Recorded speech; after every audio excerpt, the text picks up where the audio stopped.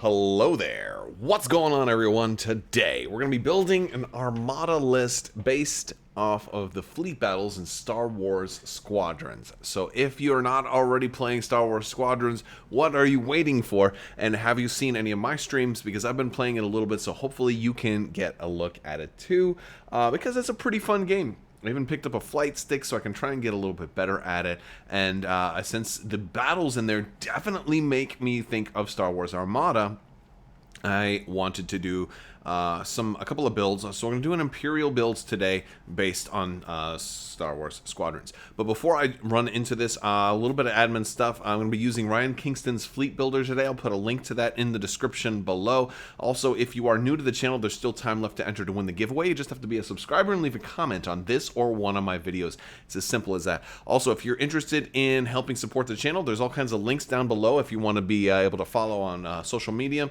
I've got a lot of links. There's links to my website, Crabbok.com. There's information on all the giveaways there as well. I've got a giveaway running all through October for some ARC Troopers for Star Wars Legion.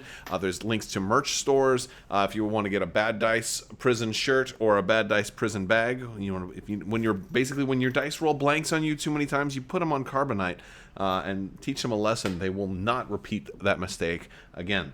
These actually make for really cool gifts if you got some loved ones that you want to pick something up for over the holidays. So it makes for a great one. We also got masks and gator necks and all kinds of cool stuff down there. So check out the Teespring shop. But also, if you just want to hop in Discord and chat and have some fun in there, that's a great thing that you can do as well. So links for all that stuff is down in the description below.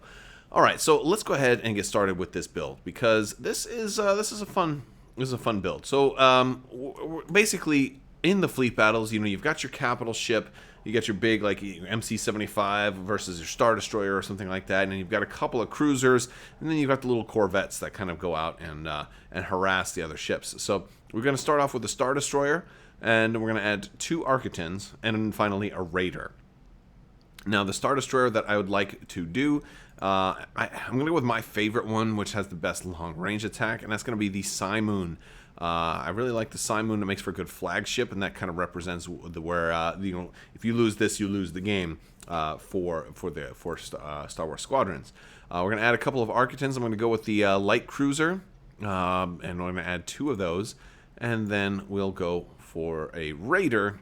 And since we're kind of in closer range combat, I'm going to go with a Raider 1 Corvette, because in the game that one does kind of get up close and personal.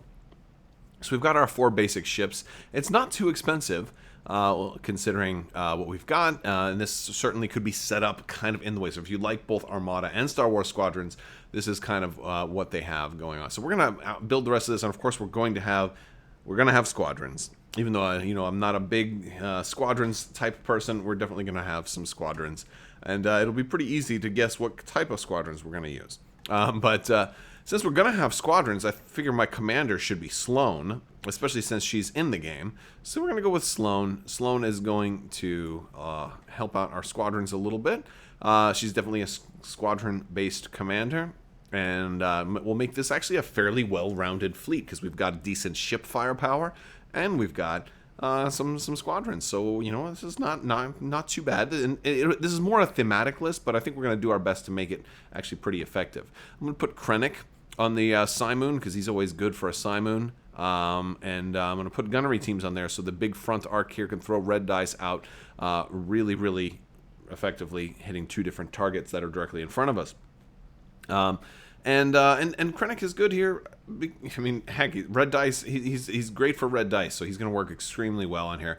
For some other upgrades, we're going to put Spinal Armament in there, maximizing on the red dice mechanic, and we'll throw in one of my favorite cards of all time, Linked Turbo Laser Towers. It's going to give us an extra reroll. Even when Krennic, if we get into close range, hey, we can still reroll some dice with Linked Turbo Laser Towers because we don't have Vader here.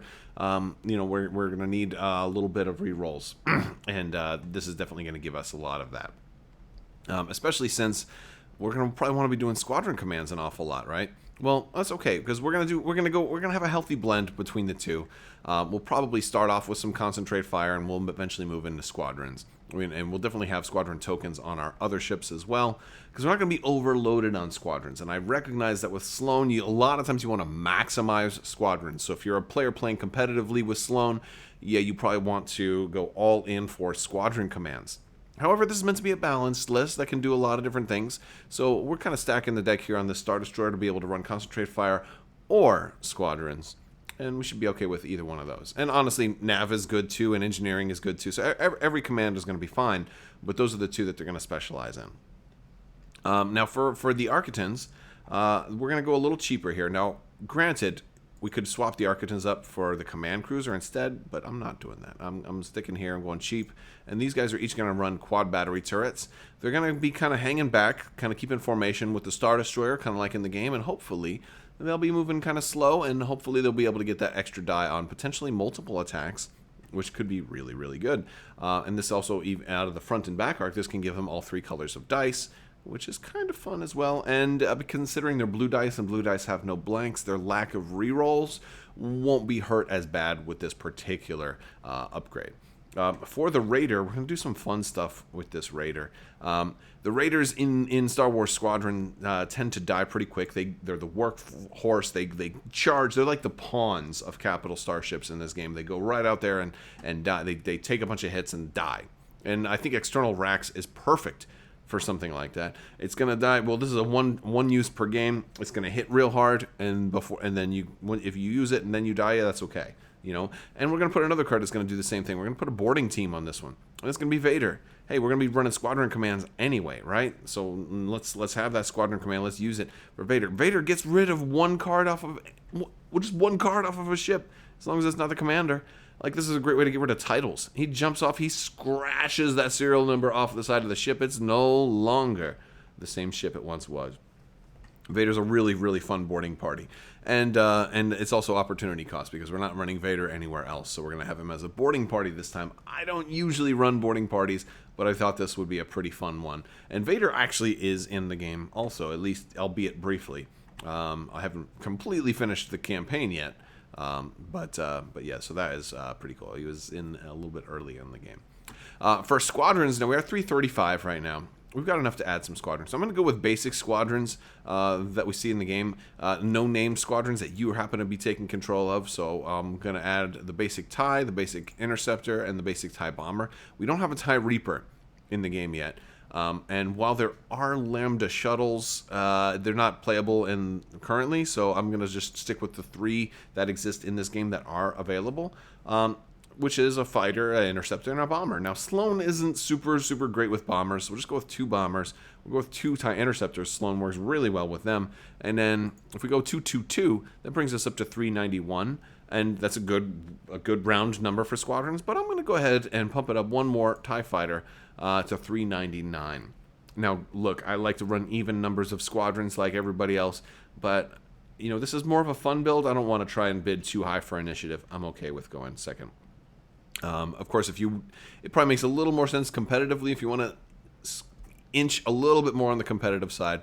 You can take it down 1 squadron and do that, or something, or maybe drop 1 bomber and get a TIE, or something like that. You could tweak the numbers a little bit, but I'm okay with this. This is a good number of squadrons. We can afford to lose some. We'll still have hopefully a couple for Sloan to be able to make use of her ability, a decent chunk, and then we still have a lot of ship firepower. So this is kind of a well blended, fun list that should work moderately well. For objectives, I put targeting beacons on here because we don't have a whole lot of rerolls. So this way we'll get we'll be able to reroll some of our dice. Granted, our flagship has some of it with Krennic, but we don't have a whole lot of it with everybody else. So I thought that'd be a kind of a nice thing to do. I thought it'd be fun to run planetary ion cannon in here, just because there's so many ion cannons in Star Wars Squadrons. When you get hit with that ion cannon and you can't move and you're like trying to mash your buttons as fast as you can, it made me think of that. And then Solar Corona might help us fly straight kind of at each other, and also help you get deployed the way you want to be deployed, so you can face off at your opponent exactly the right way, reflecting the game. All right, guys, I'm going to put the build up in a little printout list. There you go. That's kind of how it looks. I'll also put a link to Ryan Kingston's Fleet Builder down in the description below. I thought this was a fun little build to play around with. Let me know what you guys think. I would love to hear from you all. I know some people have been asking me a little bit about Armada battle reports. It's been harder to get a lot of live action battle reports lately, just because of COVID, and it's, things are, not as good as they kind of seemed, and I'm keeping my bubble pretty close, and so I'll try to get another AI battle report out there soon. I might try a Squadrons themed battle report of, or basically after I do a rebel build of this, maybe we'll actually look at kind of squaring them off against each other or something like that. I think that would be a fun one to do and would be good kind of synergy with the game. Also, I will be continually streaming Star Wars Squadrons. I'm going to try and do it quite a bit over the coming weeks. I'm trying to work on getting good. Got the flight stick. It's a pretty cool one too, man. Like it's the what is it, the Thrustmaster one? It's got the two parts to it. It's big. It's clunky. But we're having fun with it. But hang out, hop in Discord. Maybe you'll get to play. Maybe you'll fly alongside. Maybe we'll fly alongside each other, or maybe we'll fly on opposite ends, and you blow me up. Maybe you'll blow me up on one of my streams. Who knows?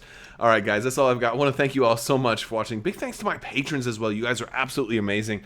Couldn't do it without you. So thank you so much for continuing to support the channel. These guys are just absolutely awesome. And if you're interested in joining the team on Patreon, there's going to be links down in the description for that as well. All right, guys, that's all I've got. And as always, have a great day.